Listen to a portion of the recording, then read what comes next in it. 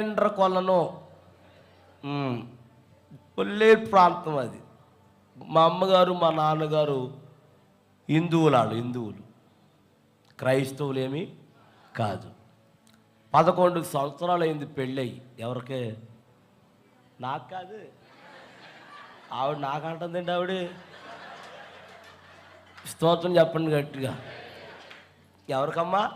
అమ్మగారికి నాన్నగారికి పెళ్ళయి 11 సంవత్సరాలు అవుతే అక్కడికి ఎక్కడికి మొత్తం ఎన్ని గుళ్ళు ఉన్నాయో అమ్మా అన్ని గుళ్ళు తిరిగేసారండి.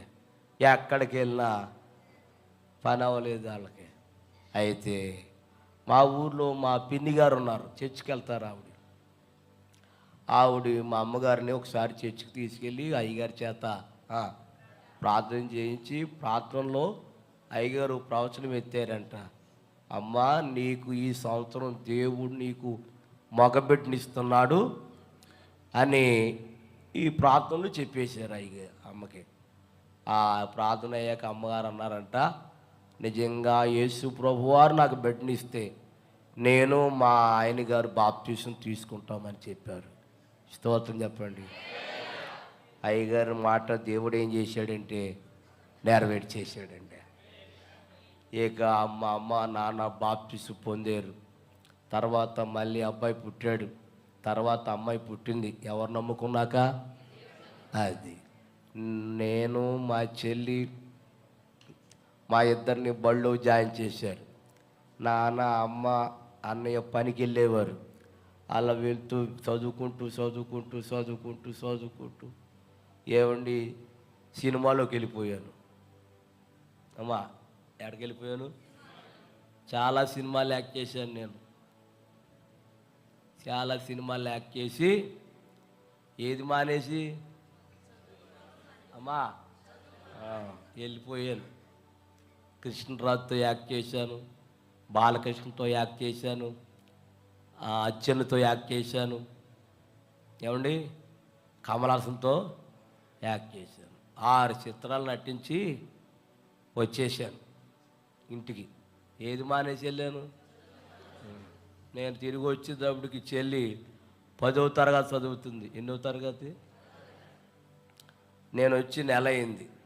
మా నాన్నగారు అన్నారు, నువ్వు వచ్చి నెల అయిపోయింది, ఇటేమో చదువు మానేసావు, అటేమో సినిమాలు రావటం లేదు, ఓ పని చేయ అన్నాడు మా నాన్నగారు. ఏం చేయమంటారు అన్న?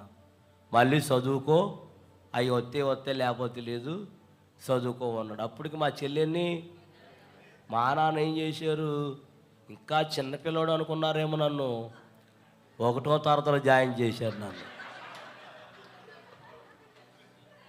ఎన్నో తరగతమ్మా? 1లో జాయిన్ చేశారు నన్ను. మా చుట్టాలందరూ బాబు, అప్పుడు నా పేరు సీను, బాబు సీను ఎన్నో తరగతిరా అని అడుగుతున్నారు నన్ను. 1 అంటే బాగోదని నేను చాలా చదువుతున్నానులే అన్నాను. ఇక అలాగ కొట్టుకెళ్ళిపోతుంది బండి. అయితే ఇలా చదువుకునే సమయంలో తాడేపల్లిగూడెం తెలుసండి అమ్మా? అక్కడ ఒకప్పుడు మద్దాల రామారావు ఉండేవాడు. మద్దాల ఏం చేస్తాడు చెప్తారు ఎవరన్నా? అది అబ్బా, ఎవరన్నా బాగా చెప్పాడు. నిజంగా ఆయన ఈడు చూపులు చూసాడేమో, వేసావు దెబ్బ. స్తోత్రం చెప్పండి గట్టిగా. మద్దాల రామారావు అని ఒక ఆయన ఉండేవారు అక్కడ. ఆయన గొప్ప డ్రామాటర్ అండి ఆయన. అయితే సినిమా తీయాలనుకున్నాడంటండి ఆయన. ఏ సినిమా? కొత్త బాలనాగమ్మ. ఎవరో అన్నారంట, ఒక ఆయన ఉన్నాడండి, మొన్నే వచ్చాడు, ఆయన ఉంటే మన సినిమా హట్ అయిపోద్ది అన్నాడంట. సర్లే అని చెప్పిన ఆయన రామారావు గారు మా నిండ్రకొల్లు కారుకి వచ్చేసారు. వాళ్ళు వచ్చేటప్పుడు ఇంటికాడ మా అమ్మగారు ఉన్నారంట. ఎవరున్నారమ్మా? మా అమ్మగారు ఉంటే మా అమ్మగారిని అడిగారంట, ఏరండి మీ అబ్బాయి గారు ఏడారండి అన్నారంట. మా అబ్బాయి ఇప్పుడే బడికి వెళ్ళాడు అన్నారంట. అందులో ఒక ఆయన అన్నాడంటే, ఇప్పుడు బడికి వెళ్తాం ఏంటండి ఆయన, చాలా పెద్దోడు కదా ఆయన అంటే, అప్పుడు మా అమ్మగారు అన్నారంట, మా ఆయనగారు జాయిన్ చేశారండి అందంట. మరి ఎప్పుడు వస్తాడు మీ అబ్బాయి అంటే, మధ్యాహ్నం భోజనానికి వస్తారండి, అప్పుడు దాకా మా అబ్బాయి బడి నుంచి. సర్లే మేము వచ్చేదాకా ఉంటామమ్మా, అక్కడ కూర్చుంటాములని అక్కడ కుర్చీలు వేసారంట, కూర్చున్నారు. ఈలోగా కొంత టయానికి నేను వచ్చాను. వచ్చి కాళ్ళు చేతులు కడుక్కొని భోజనానికి కూర్చున్నాను. అమ్మగారు భోజనం పెట్టారు. అన్నారు ఆవిడే, అది అక్కడ కూర్చున్నారు చూసావా, షూటింగ్కి వచ్చారు, వెళ్తావు బాబు అంది. వెళ్తాను అన్నాను. ఇక బ్యాగులో బట్టలు ఇట్టేశారు, వెళ్ళిపోతున్నాం. కారు ఎక్కిచ్చేసుకున్నారు. వారు నేర్పాలి కదా, ఏమన్నా నేర్పాలి వద్దా? ఏంటి యాక్షన్ నేర్పాలి, మాటలు నేర్పాలి, ఏమీ లేవు. కారు ఎక్కించుకుని విశాఖపట్నం అవతల అరకలోయ, ఎవరైనా వెళ్ళారమ్మా అరకలోయ? ఏమండే వెళ్తే తెలుస్తుంది ఆ వాతావరణం, వెళ్ళినోటి తెలుస్తుందిలే. అక్కడ నేను దిగాను. ఏమండే ఏమి చెప్పలేదేంటి నాకు అన్నాను. ఆయన అంటే నీకేమి ఉండదు, నీకేమి ఉండదు అన్నాడు. అప్పుడు నేనన్ను ఏమి లేకపోతే నేను కిందకి వెళ్ళిపోతాను అన్నాను. కంగారు పడకాయ చెప్తా ఉన్నాను. సినిమా పేరేంటి? కొత్త బాల. మరి నా పాత్ర ఏంటి, మీ పాత్ర ఏంటి అన్నాను. రామారావు గారేమో మాయిలు పకీరంట. ఏం పకీరు? మరి నేనేం పకీరుని అన్నాను. నువ్వేం పకీరు కాదు, నువ్వు పిల్లదయ్యాను అన్నాడు నన్ను. ఏదేమంట? మరి ఏం చేయాలన్నాను. నువ్వేమి చేయక్కర్లేదు, నేను ఓం రీం అంటాను, అప్పుడు నువ్వు పొగేతం ఉండాలన్నాడు.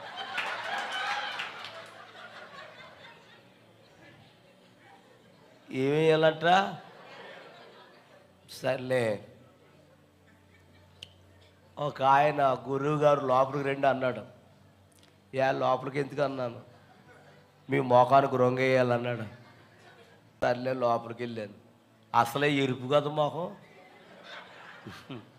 ఎంత రాసినా ఆ నలుపు తారు డబ్బా కన్నా ఏనమైపోయింది మొహం. నల్ల విక్కెట్టాడు, నల్ల గౌనేసాడు. బాబు ఒకసారి అర్థం ఇస్తావా అన్నాను. నేనేమన్నాడు ఆయన, ఎందుకేమో నేనేసినడికే నాకే భయం వేస్తుంది అన్నాడు. బాబు వద్దులే బాబు, ఉంచేసుకున్నా. ఆయన అర్జెంటుగా బయటికి వెళ్ళాలన్నాను. ఇలాగే డ్రెస్తో బయటికి వెళ్తూ ఉంటే బయట 2 కుక్కలు రెడీగా ఉన్నాయి అక్కడ. అయ్యి బాబు ఇక్కడున్నాయి ఏంటి అని మళ్ళీ పరిగెత్తుకొచ్చేసాను. ఆయన అక్కడే ఉన్నాడు. ఏంటి ఇలాగెళ్ళి ఇలాగ వచ్చేసావు అన్నాడు. పని అయిపోయింది బాబు అన్నాను. మొంత ఇచ్చాడు, మొంత అందులో నిప్పులు ఉన్నాయి. యాపరని ఇచ్చాడు, సాంబారని ఇచ్చాడు. ట్రైనింగ్ లేదు, ఏమీ లేదు. నాకంటే భయంకరంగా ఉన్నాడు ఆయన. ఎవరో మాయిల్ పకీరు. ట్రైనింగ్ లేదు, ఏమీ లేదు. ఏమండి భయం వేస్తుంది అన్నాను. ఏమవుతున్నాను, వేసే అంటున్నాడు. ఏంటి వేసేది? మొదలెట్టాడు. ఓం రీం అంటున్నాడు. ఏమేయాలి? ఒకే శాతం ఉంటే నాకు చెప్పాలి కదా. ఏంటది?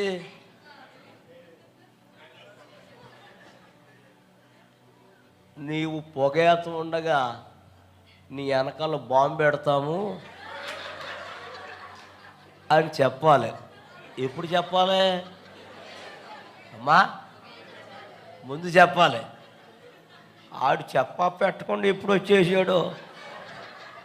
ఇంతలా ఉందంట ప్లాస్టిక్ బాంబు. అది తీసుకొచ్చి ఇందులో పెట్టాడు. ముందు చెప్తే భయపడపోను. బాబు నువ్వు పొగేస్తూ ఉండగా నీ వెనకాల ఎడతాం ఇది అని ముందు చెప్పాలి. చెప్పా పెట్టకుండా ఎప్పుడు వచ్చేసాడు. దౌడు పేలిపోయింది అప్పటికి.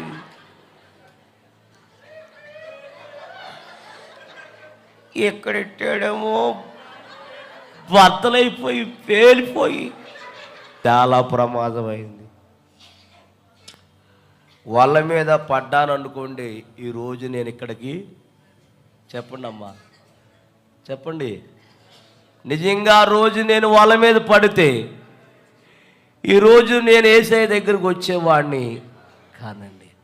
వారికి తెలియదు, షూటింగ్ తీసిన వాళ్ళకి తెలియదు, ఎవరికి తెలియదు, ఆ పక్కన ఓస ఉందండి. ఆ ఓస యువతల నుండి యువతలకు వచ్చేసిందండి. ఎన్నుపోసి ఇరిగిపోయిందండి అమ్మా, ఎన్నుపోసి ఇరిగిపోయింది. వెంటనే వ్యానం మీద తీసుకెళ్ళిపోయారు, బొక్కపారలంగా పొడుగే పెట్టి కేజీహెచ్ హాస్పిటల్, వైజాగ్ ఉందల government hospital, KGH hospital join చేశారు. ఆపరేషన్ థియేటర్లో తీసుకెళ్లారు. నాకు మత్తు పెట్టారు, మత్తు ఇండియన్ చేశారు. ఆ మత్తు ఇండియన్ చేసిన తర్వాత ఓస బయటికి లాగారు. ఎక్స్రే తీస్తే ఎక్స్రేలో ఎన్నుపోసి ఇరిగిపోయింది. కాళ్ళు చేతులు పనిచేస్తలేదు. 3 నెలలు అలాగే బొక్కపోరలంగా పొడుగోపెట్టే వైద్యం చేస్తున్నారు. పోటు తగ్గి ఇండాషన్ చేసేవారు. ఇండాషన్ పవర్ ఉన్నంతకాలం ఆ పోటు తగ్గేది, పవర్ అయిపోతే మళ్ళీ పోటు వచ్చేసేది. అలాగ 3 నెలలు మంచం మీదేనండి. డాక్టర్ గారు అన్నారంట, నడుము ఇరిగిపోయిందమ్మా, కాబట్టి అతడు బ్రతుకున్నంత కాలం మంచం మీదే ఉంటారు అని చెప్పారు. నడవలేడు, కూర్చోలేడు అని చెప్పేశారు. 3 నెలలు మంచం మీద ఉన్నాను. అయితే నాన్నగారికి అమ్మగారికి బాప్తిసం ఇచ్చిన పాస్టర్ గారు వచ్చారు వైజాగ్. అంటే వేరే పని మీద వచ్చారు. ఎలాగో వచ్చాం కాదురా, మన విశ్వాసుల అబ్బాయి యాక్సిడెంట్ అయింది కదా, ప్రార్థన చేసి వెళదామని హాస్పిటల్కి వచ్చారు. గవర్నమెంట్ హాస్పిటల్, కేజీహెచ్ హాస్పిటల్ కాడికి వచ్చి, అప్పుడు నా పేరు అప్పుడు శ్రీను. శ్రీను ఎలా ఉందరా అన్నారు. అయ్యగారండి పోటు వచ్చేస్తుందండి, తట్టుకెళ్ళిపోతుందా అని చెప్పాను. అయ్యగారు అన్నారు, ఈ రాత్రి దేవుడు నిన్ను స్వస్థపరుస్తాడు, భయపడకు. ఆయన చెయ్యేసి ప్రార్థన చేశారు. ఆ ప్రార్థనలో ఓ ప్రవచనం ఎత్తారు ఆయన. నా కుమారుడా, ఈ రాత్రి నేను 2:30 గంటలకి నేను నిన్ను స్వస్థపరచబోతున్నాను, ఇదే యెహోవా వాక్కు. స్తోత్రం. ఆ రాత్రి ప్రార్థన చేసి వెళ్ళిపోయారు. దైవజనుడు ఏదైతే ప్రవచనం చెప్పారో కరెక్ట్గా రాత్రి 2:30 గంటలకి ఎవరో నా మీద చేసినట్టుగా అనిపించింది. ఎవరైనా? యేసయ్య. స్తోత్రం చెప్పండి. మత్తుగా నిద్రపోయానండి. అప్పుడు దాకా పోటే ఉన్నవాడిని ఎప్పుడైతే యేసయ్య హస్తం నా మీద పడ్డాదో చాలా నిద్రపోయానండి. ఉదయాన్నే లేచానండి. నేనే మంచం దిగి టాయిలెట్కి వెళ్తే వస్తున్నాను. అమ్మ నాన్న లేపి, అమ్మ చెమ్ముడు మంచిలు వేయండి అమ్మ అని చెమ్ముడు మంచిలు దించకుండా తాగేశాను. అప్పుడు చెప్పాను అమ్మకి, అమ్మ ఎలా జరిగిందంటే వాళ్ళిద్దరు ప్రార్థన చేశారు. మళ్ళీ మొహం కొడుకున్నాను, టిఫిన్ పెట్టారు. డాక్టర్ గారు వచ్చారు 10 గంటలకు. రూమ్కి వచ్చారు. నా రూమ్కి వచ్చేటప్పటికి నేను లేచి కుర్చీలో కూర్చున్నాను. ఆయన ఆశ్చర్యపోయాడు. ఆయన ఎవరో డాక్టర్ గారు, ఇదేంటిది, చాలామంది నడుమురిపోయి అలాగే ఉండి వెళ్ళిపోయారు, కానీ ఇలాగ లేచి కూర్చుంటాం మీ అబ్బాయినే చూస్తున్నాను, ఇది చాలా అద్భుతం. ఇది ఏం జరిగింది మీ అబ్బాయికి అని అడిగితే, ఏం జరిగిందంటే అండి, మా యేసయ్య మా దేవుడు నా కుమారుని స్వస్థపరిచాడండి. అప్పుడు డాక్టర్ గారు అన్నారు, మీరు నమ్మిన దేవుడు గొప్ప దేవుడండి, మీ నమ్మిన దేవుడు గొప్ప దేవుడు అని మళ్ళీ ఆపరేషన్ థియేటర్లో తీసుకెళ్ళి మళ్ళీ ఎక్స్రే తీస్తే ఎక్స్రేలో ఏం కనపడ్డని తెలుసా? ఇరిగిపోయిన ఎన్నిపోస అతుకుపోయిందంటండి. స్తోత్రం చెప్పండి కండి. హల్లెలూయా. మందులు రాసి పంపించేశారు. శనివారం రాత్రి ఇంటికి వచ్చేసాం. తెల్లారితే ఆదివారం అమ్మ నాన్న అన్నారు, దేవుని స్వస్థపరిచాడు కాబట్టి చెల్లి నువ్వు ఎక్కడికి వెళ్ళాలి చెప్పండి అమ్మ, మందిరానికి వెళ్ళిపోమన్నారు. మందిరానికి వెళ్ళాం. అలాగే 3 సంవత్సరాలు వెళ్ళాం. పాస్టర్ గారు బాప్తీసం తీసుకోమన్నారు మమ్మల్ని. అందరూ తీసుకుంటామన్నాం, మేము కూడా తీసుకుంటానన్నాం. అందరూ బాప్తీసానికి వెళ్తూ ఉంటే మధ్యలో మా చెల్లి బాప్తీసం తీసుకోకుండా వెనక్కి వెళ్ళిపోయింది. మేమందరం తీసేసుకున్నాం. పాస్టర్ గారు అడిగారు, మీ చెల్లి ఎదురా అన్నారు. ఇంటికి వెళ్ళిపోయింది అన్నాను. యా అన్నారు. ఏమోనని తెలియదు అన్నాను. సర్లే నా బండి ఎక్కువ మీ ఇంటికి తీసుకెళ్తాను, మీ చెల్లి గారిని అడుగుతానని చెప్పారు. ఇంటికి వచ్చాం. చెల్లిని పిలిచారు. ఏమ్మా అక్కడ దాకా వచ్చాం, మరలా వెనక్కి వచ్చేసేవి ఏంటంటే, అయ్యగారు అండి నన్ను క్షమించండి అయ్యగారు, ఈ సంవత్సరం నేను తీసుకోను. నేను బీఈడి పరీక్షలు రాస్తున్నాను. బీఈడి పరీక్షలు పాస్ అయిన తర్వాత నాకు ఉద్యోగం వచ్చిన తర్వాత నేను బాప్తీసం తీసుకుంటానని చెప్పింది. అప్పుడు అయ్యగారు అన్నారు, దేనికైనా వాయిదా వేయచ్చు కానీ బాప్తీసానికి అన్నారు. ఆ మాట చెప్పి వెళ్ళిపోయారు. 3 సంవత్సరాలు బాప్తీసం తీసుకోకుండా ఆలస్యం చేసింది. 3 సంవత్సరాలు పరీక్షలు రాసింది, చదువుకుంది, పాస్ అయింది, ఉద్యోగం వచ్చింది. ఇక్కడే ఏలూరులో దగ్గర శనివారపేట తెలుసు మీకు ఏమండి, బోర్డు స్కూల్ ఉంది అక్కడికి ఉద్యోగం వచ్చింది మా చెల్లికి, టీచర్ ఉద్యోగం. ఇప్పుడు ఉద్యోగం వచ్చాక ఏం తీసుకోవాలి? ఆదివారం సాక్ష్యం చెప్తే వచ్చింది, నా ప్రభు నాకు ఉద్యోగం ఇచ్చారు, రేపు సోమవారం ఉద్యోగానికి జాయిన్ అవడానికి వెళ్తున్నాను, వచ్చే ఆదివారం బాప్తీసం అని ఆదివారం సాక్ష్యం చెప్పిందండి. సోమవారం తన పనులన్నీ ముగించుకొని రెడీ అయ్యి ప్రార్థన చేయించుకొని ఏలూరు బస్సు ఎక్కి ఏలూరు వెళ్తుంది. చిన్న వంతెన ఉంది, ఇప్పుడు కూడా ఉంది అక్కడ. ఆశ్రయం దాటిన తర్వాత అక్కడ కాయలు అయ్యి అమ్ముతారు అక్కడ. ఏమండి ఆ చిన్న వంతెన కాడకు వచ్చింది బస్సు, ఏలూరు వెళ్ళే బస్సు. ఆ లారీ ఓడు పొద్దున్నే తాగేసాడంట. గుడి వెళ్ళే లారీ ఓడు ఏం చేశాడంటే అమాంతంగా గుద్దేశాడంటండి. గుద్దేసిన బస్సు ఆ యొక్క ఏలూరు కాలువలో పడిపోయింది. మొత్తం అందరూ ఆ బస్సులో ఉన్న వాళ్ళందరూ నీటిలో మునిగిపోయి అందులో ఎంతమంది ఉన్నారో అంతమంది చనిపోయారు, ఊపిరాడక చనిపోయారు. అందులో ఎవరున్నారు తెలుసా? చెప్పండి. మా చెల్లి ఉంది. ఉద్యోగం జాయిన్ అయిందా? చెప్పండి. జాయిన్ అయిందా? జాయిన్ అవ్వలేదు. జాయిన్ అవడానికి వెళ్తున్నామంటే ఏమైంది? చనిపోయింది. మొత్తం అందరూ చనిపోయారు. అప్పుడు సెల్ ఫోన్లు లేవు, టీవీలు లేవు, సరైన రోడ్లు కూడా లేవు. మనసుతో కవరు పెట్టారు, ఇదిగో మీ పాప బస్సులో నీటిలో మునిగిపోయి చనిపోయి, మీ పాపే కాదు చాలామంది చనిపోయారని మా నాన్నగారికి ఒక మగాయన వచ్చి చెప్పాడు.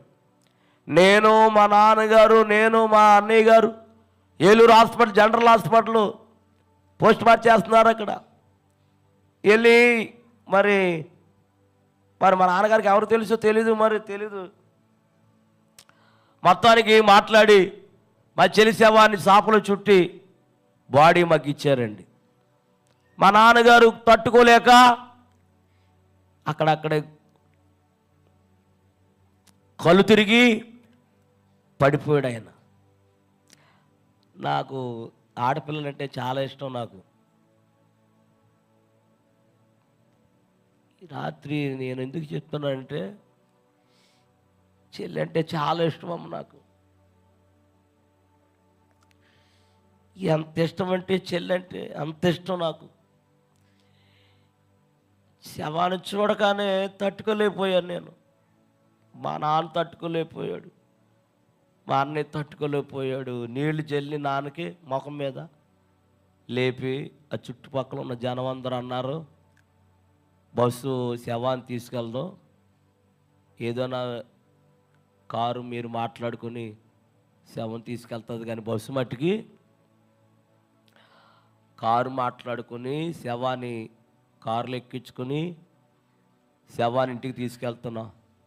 ఇంటికి వెళ్ళే లోపల ఇంటికాడ మా అమ్మగారు చనిపోయి ఉన్నారండి.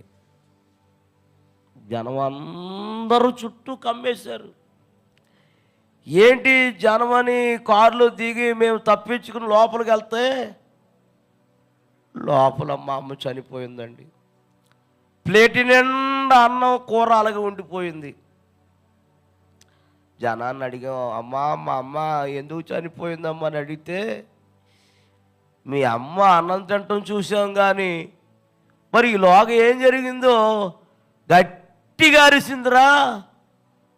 ఎందుకు అరిసిందో మేము వెళ్ళే లోపల చనిపోయిందిరా అన్నారు. ఎందుకు చనిపోయిందంటే ఒక ఆవిడ చెప్పింది, మీ అమ్మ అన్నం తింటం ఉంటే ఒక కుర్రడు వచ్చి మీ పాప బస్సులో నీటిలో మునిగిపోయి చనిపోయింది అన్నారు. వెంటనే గట్టిగా అరిసి అక్కడక్కడే గుండాగిపోయి చనిపోయిందంటండి. చెల్లిని అమ్మని పక్కన పడుకోబెట్టి బంధువులందరూ కవర్ చేసి, అందరు కవర్ చేస్తున్న మనిషితో మా నాన్న ఇంకా తట్టుకోలేకపోతున్నాడు, అన్నయ్య నేను ఇంకా తట్టుకోలేకపోతున్నాను. రాత్రి అంతా ప్రియులరా, సాయంత్రం అయిపోయింది, 7, 6, 5 అయిపోతుంది ఈ సంగతి జరిగి. 5:30 దాకా మా నాన్నగారిని మా దగ్గర ఉండి ఏడుతుంటే 5:30కి దాటిన తర్వాత మా నాన్న ఏం చేశాడంటే తట్టుకోలేక చేలోకి వెళ్ళిపోయి పురుగులు మందు తాగి చచ్చిపోయాడంటండి. చనిపోయాడని మాకు తెలియదు, ఉన్నాడు కాదా అని ఎక్కడో ఉంటాడో ఏడుతూ ఉంటాడని మేము బాధలో ఉంటే, ఈలోగా ఒక రైతు చేలోకి వెళ్ళి వస్తున్నాడంట ఇంటికి. దారిలో గట్టు మీద చనిపోయి ఉన్నాడంట మా నాన్న. అతడు భయపడిపోయి పరిగెత్తుకొచ్చి, ఒరే మీ నాన్న చేలో పురుగుల మందు తాగి గట్టు అడ్డంగా పడిపోయాడు అన్నాడు. మళ్ళీ మగోళ్ళు వెళ్ళి శవాన్ని తీసుకొచ్చారు చేలేసి మా నాన్న. తెల్లారితే బాగోదు అన్నారు పెద్దలు. సర్లేని రాత్రి చెల్లిని అమ్మని నాన్ని ఆ రోజు ఒక్క రోజులోనే ముగ్గురికి సమాధి చేసేసామండి. వాళ్ళు చనిపోయారు. నా బంధువులందరూ నన్ను ఏం చేశారంటే, అన్నం పెట్టారు, అన్నం తింటున్నాను. అన్నం తింటూ ఉంటే మగోళ్ళు వచ్చి కాగితాల మీద సంతకాలు ఎట్టమన్నారు. అప్పుడు మాకు పొలం ఉంది, ఆస్తి ఉంది. ఈ ఆస్తి అంతా, ఈ పొలం అంతా నా పేరున ఉంది. మా అమ్మోళ్ళు చెప్పలేదు నాకు, ఇదంతా నీ పేరున ఉంది నాన్న అని చెప్పలేదు నాకు. ఈ కాగితాలు ఎక్కడిట్టారో నాకు తెలీదు. సర్లే అని నేను అన్నం తింటూ ఉంటే అన్నం తినే లోపల వీళ్ళు వచ్చారు, రే దీంట్ల మీద సంతకాలు ఎట్టు అన్నారు. నేనేం చేశానండి, నేను ఏం అడగలేదు. పెట్టమన్నారంటే పెట్టేశాను. ఆ కాగితాలు అలా అడ్డిపోయారు. మరలా అన్నం తిందామని చేయి లోపల పెట్టాను. చేయి లోపల పెడితే ఆడోళ్ళు వచ్చి నా అన్నాన్ని లాగేశారు. వాళ్ళు అన్నం లాగేశారు. తప్పమ్మ అలా లాక్కూడదమ్మా అంటే, లేదు ఎంతకాలం నీకు అన్నం ఎందుకు పెట్టామో తెలుసా, ఈ ఆస్తి కోసం. ఇప్పుడు మా ఇంట్లో ఉండటానికి వీల్లేదన్నారు. నేను అన్నాను, నాకేం వద్దమ్మా, అస్సలు ఏం వద్దు నాకు. ఒకవేళ చనిపోతే సమాధి చేయండి, మీరు తప్ప నాకు ఎవరు లోకంలో ఎవరు లేరమ్మా అంటే, లేదు ఈ రాత్రి వెళ్ళిపోవాలన్నారు. నేను వెళ్ళన్నాను. ఎందుకు వెళ్ళవరని అమ్మా చక్క పట్టుకుని లాగేసి బయటికి గెంటేసి తలుపేసేసారు. రాత్రి అన్నం తిన్నవల, అప్పుడు చాలా ఆకలిగా ఉండేది. అప్పుడు ఆ రాత్రి 10 అయిపోయింది, ఎక్కడికి వెళ్ళాలో దారి తెలీదు. ఆకలి అయిపోతున్నావు, పక్కన కాళ్ళు చేతులు లాగేస్తున్నాయి. సర్లేని తట్టుకోలేక మా అమ్మని నాన్న చర్చికి తీసుకెళ్ళింది కదా, ఆ పిన్ని గారు అవుతారు నాకు, అక్కడికి వెళ్ళి తలుపు తట్టాను.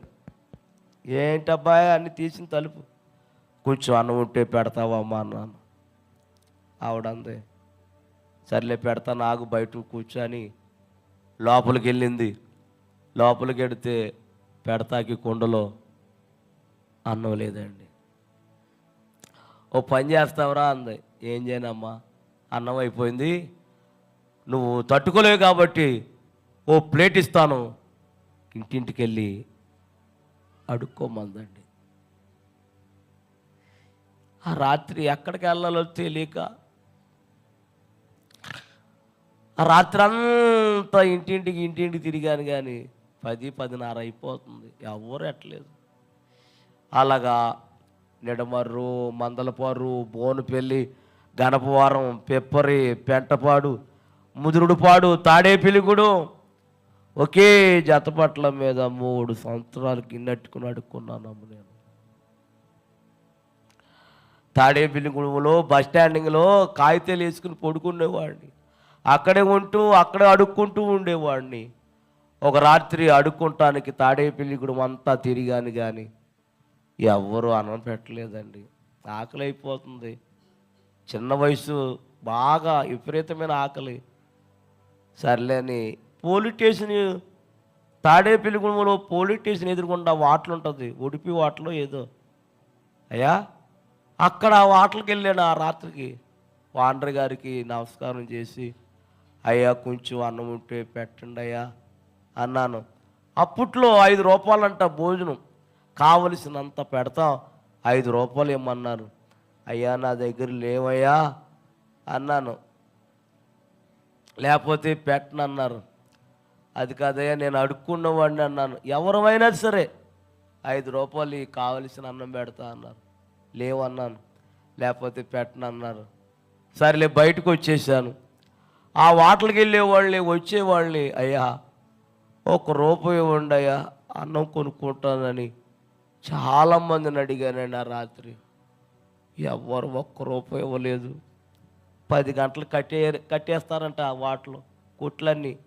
10 గంటలకు కట్టేశారు, వాటలు కొట్టులన్నీ కట్టేశారు. అన్నం పెట్టలేదు. ఆకలైపోతుంది. ఏం చేయాలో తట్టుకోలేక వారి పడేసిన ఎంగులాకులు ఉన్నాయి అక్కడ.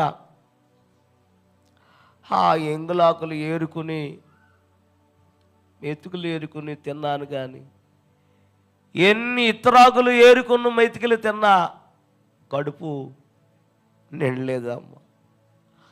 అప్పుడు నేనేం చేశానంటే, నేను ఎవరి కోసం బ్రతకాలి, నాకెవరున్నారని బ్రతకాలి, ఈ ఆకలి కోసమే కదా బ్రతికేది. చచ్చిపోతే ఈ ఆకలి ఉండదని అక్కడికి నడిచి వెళ్ళిపోయిన వంతెన కాడికి నడిచి వెళ్ళిపోయి వంతెని పైకి ఎక్కేసి కాలలో దూకి చచ్చిపోదామని పైకి ఎక్కానండి. ఒక 5 నిమిషాలు అంటే చచ్చిపోతాను నేను. అదే టైంలో యోబు గారని పాస్టర్ గారు ఎక్కడికో వెళ్ళి మీటింగ్కి వెళ్ళి వస్తున్నారు. ఆయన వస్తూ ఉంటే వంతెనెక్కింది, కారు వంతెనెక్కుతుంది. ఆ కారులో ఎందుకో చూడాలని బయటకు చూశారంటండి. బయట చూస్తే నేను కనపడ్డానంట వంతెన పైన. రే డ్రైవర్ కారు ఆపురా, ఆ కుర్రోడు ఎవరో పైకి ఎక్కేసాడు, కాలలో దూకేస్తాడు ఏంటి అని ఆగరా అని కారు ఆపి నేను ఇలా పడిపోతూ ఉంటే వెనకాలే శబ్దం చేయకుండా వెనకాల వచ్చి అలా అమాంతంగా పట్టుకుని కిందకు దింపి రాని కారులోకి తీసుకెళ్ళి కారులో కూర్చోపెట్టి, ఎవరబ్బాయి నువ్వు అన్నారు.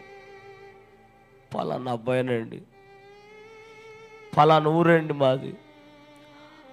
చెల్లి, అమ్మ, నాన్న ఒక్కరోజులో చనిపోయారండి. నా బంధువులందరూ నన్ను ఇంట్లోంచి గెంటేశారండి. 3 సంవత్సరాలు అడుక్కుంటున్నానండి. ఈ రాత్రి ఎవరు అన్నం పెట్టలేక తట్టుకోలేక చనిపోదామని పైకి ఎక్కానండి అన్నాను.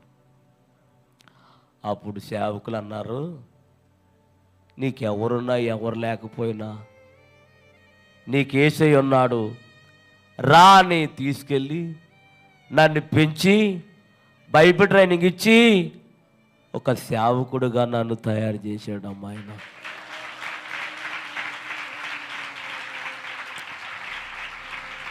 చాలు అమ్మా. దేవుడు యేసయ్య తన సేవకుడు రూపంలో వచ్చాడమ్మ నా దగ్గరికి. యోబు గారి దగ్గర ఉన్నాను కొంతకాలం. ఎవరైతే నన్ను గెంటేశారో, ఎవరైతే నన్ను త్రోసేశారో వారు అన్నీ అమ్మేసుకున్నారమ్మ. ఉండటానికి నీడ లేదు, తినటానికి అన్నం లేదు. నేనేం చేశాను తెలుసా? వాళ్ళందరిని తీసుకొచ్చి మా ఇంట్లో పెట్టుకున్నానమ్మ. నేను ఒకప్పుడు నన్ను ఏం చేశారు అమ్మా, ఇప్పుడు వాళ్ళందరూ నేనేం చేశాను? చేర్చుకున్నాను. ఎవరిని బట్టి? యేసయ్యని బట్టి. ఇప్పుడు నేను అనుకుంటూ ఉంటాను, అమ్ముంటే ఎంత బాగుండు, నాన్నుంటే ఎంత బాగుండు, చెల్లుంటే ఎంత బాగుండు అంటూ ఉంటుకుంటాను. కానీ లేరు తల్లి. అమ్మా, ఒక్క మాట మిమ్మల్ని అడగాలనుకుంటున్నాను, అడగనా వద్దా?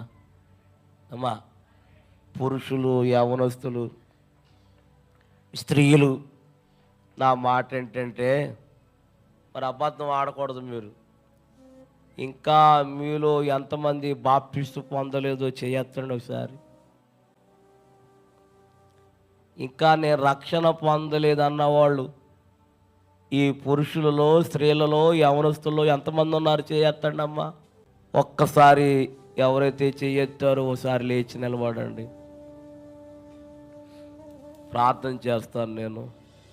ఎవరైతే నిలబడ్డారో ఇలాగ ఎదరికి రండి అమ్మా, ఇలాగ ఎదరికి రండి, బలిపీఠం గడకు రండి, త్వరగా రండి. ప్రార్థన చేస్తాను నేను. ఎవరు కళ్ళు తెరవద్దు దయచేసి. ఓ మనిషి, యోచించవా నీ బ్రతుకు ఎలాగున్నదో.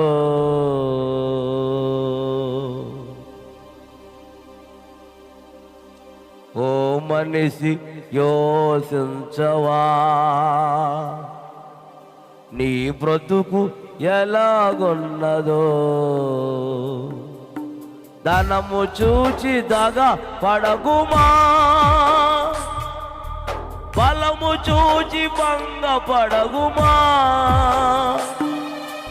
ధనము చూచి దగా పడకుమా,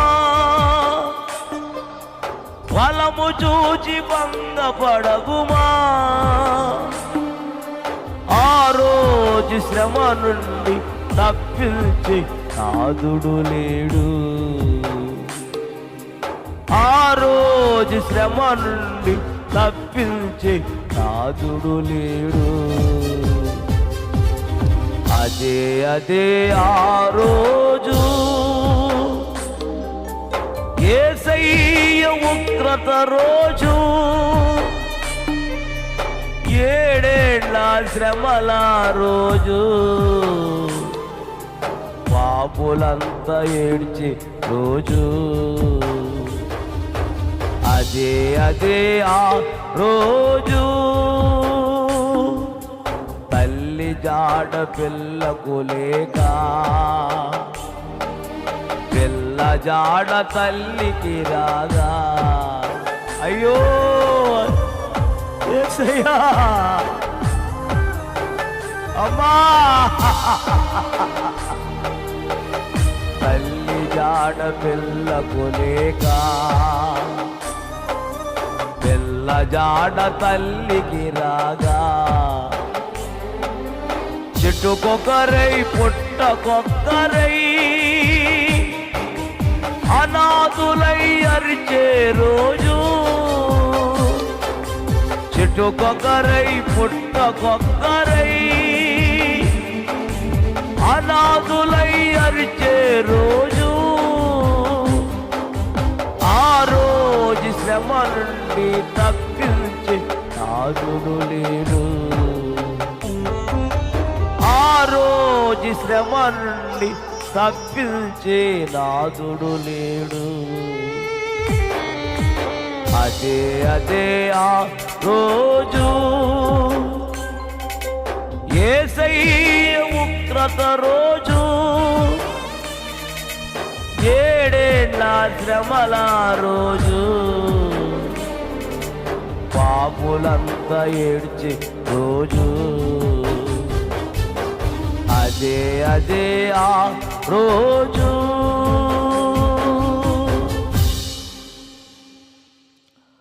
అమ్మా, నిర్లక్ష్యం చేయకుండా, బాప్తిస్తానికి నిర్లక్ష్యం చేయకుండా అమ్మా. ఇప్పటికే చాలా ప్రమాదాలు జరిగినాయి మీకు, ఎన్నో ప్రమాదాలు జరిగినాయి మీకు. వాటిలోంచి దేవుడు మిమ్మల్ని తప్పించాడమ్మా. ఎందుకంటే నీవు రక్షణ పొందుతావని. నీవు నశించిపోవడానికి దేవునికి ఇష్టం లేదు కాబట్టి ఎన్నో మరణాలు తప్పించాడు దేవుడు మిమ్మల్ని. ఇకనైనా సరే రక్షణ పొందండి, నిర్లక్ష్యం చేయకుండా అమ్మా. ఏదైనా మన ఏం జరుగుతుంది ఎవరికి తెలీదమ్మా. అమ్మా